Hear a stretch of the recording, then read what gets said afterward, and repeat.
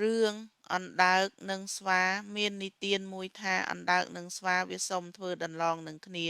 តែគ្មានកូនចៅទៅចងពាន់អ្វីទេគ្រាន់តែនិយាយថាសុំគ្នាធ្វើដន្លងហើយស្រឡាញ់រាប់អានគ្នាដូចដន្លងអ្នកទាំងពួងនោះដែរលុះចំណេរយូរទៅដន្លងខាងស្វានោះគេមានកូនត្រូវ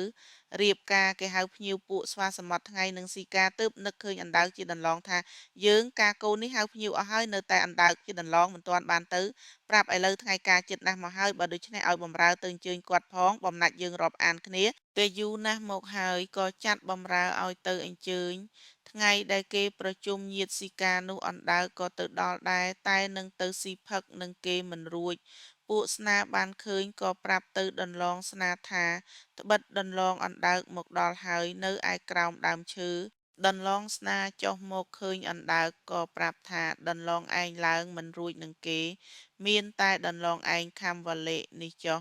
យើងនឹងស្រាវឡើងប៉ុន្តែបើមិនទាន់ទៅដល់កន្លែងដែលឲ្យអង្គុយទេដន្លងឯងកុំនិយាយឲ្យសោះទោះបីឃើញអ្វីឬគេថាអ្វីក៏ដោយតែនិយាយធ្លាក់មកស្លាប់ហើយអណ្ដើកទទួលបណ្ដាំដន្លងនោះសពគ្រប់ហើយក៏ទទួលខំវលេពួកស្វាទាំងប៉ុន្មានក៏ស្រាវវលិនោះឡើងនាំអណ្ដើកទៅឯថ្នាក់លើលុះទៅជិតដល់កន្លែងដែលគេនឹងដាក់នោះជួនជាដន្លងស្រីស្វាឃើញ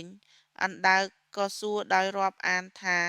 ដន្លងសុខសប្បាយទេឬអណ្ដើកភ្លេចពាក្យបណ្ដាំហាមាត់ស្ដីទៅនឹងដន្លង